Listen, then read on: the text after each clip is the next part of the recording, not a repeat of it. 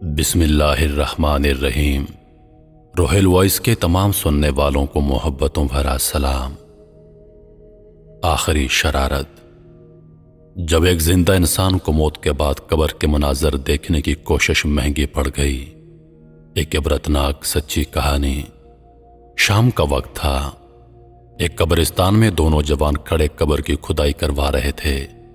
ایک کا نام احسن اور دوسرے کا نام زین تھا۔ یہ قبر ان کے دوست راشد کی تھی۔ احسن راشد کا کزن بھی تھا جبکہ زین ان دونوں کا دوست تھا۔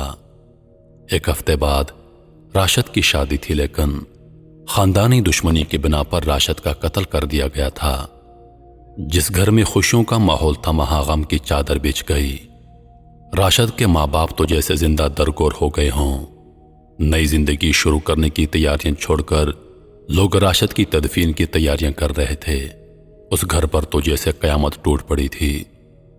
گورکھن نے قبر کی کھدائی مکمل کی اور ان دونوں لڑکوں سے کہنے لگا، یہ لو بیٹا، جب جنازہ آ جائے تو مجھے آواز دے لینا، میں ذرا اپنی جھونپڑی میں آرام کر لوں۔ یہ کہہ کر گورکھن چچا اپنی جھونپڑی کی طرف چل دیا۔ احسن نے کانپتے ہاتھوں سے اپنے گھر فون ملایا اور پوچھنے لگا کہ میت آنے میں کتنی دیر باقی ہے۔ وہ یہ کہہ کر رو دیا کیونکہ ان تینوں کی آپس میں گہری دوستی تھی۔ احسن غم سے نڈھال تھا۔ دونوں قبر کے پاس کھڑے تھے۔ جیسے جیسے شام ڈھل رہی تھی اندھیرا بڑھتا جا رہا تھا۔ زین اپنی ہی سوچوں میں گم تھا۔ احسن نے اس سے بلایا تو وہ جیسے چونک پڑا۔ ایک دم کہنے لگا، یار رات کے وقت قبرستان میں کس قدر خوف آتا ہے۔ یہ مردوں کی ہمت ہے جو یہاں پر رہ پاتے ہیں، ورنہ زندہ انسان تو خوف سے ہی مر جائے۔ میں تو یہ سوچ رہا ہوں کہ کیسے فرشتے مردوں سے حساب کرتے ہوں گے اور کیسے وہ قبر میں آتے ہوں گے۔ وہ بہت حساسیت سے باتیں کر رہا تھا کہ اچانک اس کے موبائل پر بیل بجی اور جو ہی وائبریشن ہوئی وہ ایک دم ڈر گیا اور موبائل اس کے ہاتھ سے چھوٹ کر سیدھا قبر میں جا گرا۔ احسن نے غصے سے اس کی طرف دیکھا کیونکہ زین کی عادت تھی کہ وہ بہت شریف تھا، لیکن اس میں اس کا کوئی قصور نہ تھا۔ کہنے لگا، میرے ہاتھ سے چھوٹ گیا، ذرا مدد تو کرو، میں اپنا فون اٹھا لاؤں۔ یہ کہہ کر وہ راشد کی قبر میں اترا اور اپنا فون اٹھایا جو کہ مٹی سے بھر چکا تھا۔ پھر احسن کی مدد سے وہ باہر نکل آیا۔ اس کے بعد احسن دور ایک پتھر پر جا کر بیٹھ گیا۔ اب یہ دونوں راشد کی میت لانے کا انتظار کرنے لگے، مگر زین کے دماغ میں کچھ اور چل رہا تھا۔ اس کی نظر قبر کے قریب پڑی 4 سلیبوں پر پڑی۔ وہ احسن کے قریب آیا اور کہنے لگا، احسن کیا تم یہ سلیبیں ایک ایک کر کے اکیلے اٹھا سکتے ہو؟ احسن نے کہا، ہاں مگر کیوں؟ تب زین نے اسے کہا، میں تھوڑی دیر کے لیے راشد کی قبر میں جاؤں گا، تم اوپر سے یہ سلیبیں رکھ دینا، میں دیکھنا چاہتا ہوں کہ آخر قبر میں کیا ہوتا ہے اور جب انسان کے اوپر سلیبیں رکھ دی جاتی ہیں تو کیا ماحول ہوتا ہے۔ احسن کا اس کی بات سن کر خوف کے مارے برا حال ہو گیا۔ اسے ڈانٹنے لگا، یار تم یہاں بھی شرارت کا سوچ رہے ہو، تمہیں ڈر نہیں لگتا؟ اور اگر اتنی دیر میں جنازہ آ گیا اور ہم پکڑے گئے تو سب کیا سوچیں گے کہ اپنے دوست کی قبر کے ساتھ ایسا مذاق کر رہے ہیں؟ نہ بابا نہ، میں تمہاری کوئی مدد نہیں کروں گا۔ زین نے اسے منانا شروع کر دیا کہ بس کچھ ہی دیر کی تو بات ہے۔ احسن نے لاکھ منع کیا پر زین کہاں باز آنے والا تھا۔ کہنے لگا، اچھا یہ میری آخری شرارت ہوگی، اس کے بعد میں کبھی کوئی شرارت نہیں کروں گا، پھر تم یاد کرو گے میری شرارتوں کو۔ زین کے اتنا منانے پر احسن مان گیا اور زین بالکل بے خوف ہو کر راشد کی قبر میں اتر گیا اور اندر بیٹھ گیا۔ اس کے بعد ایک ایک کر کے احسن نے سلیبیں رکھنا شروع کر دیں۔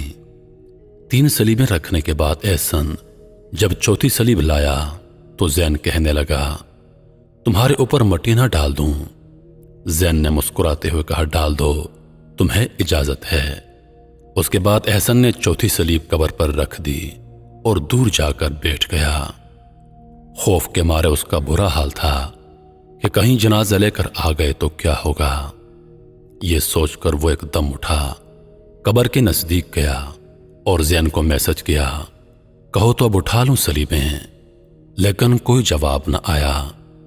उसने कुछ देर इंतजार करने के बाद दोबारा मैसेज किया, मगर कोई जवाब न आया।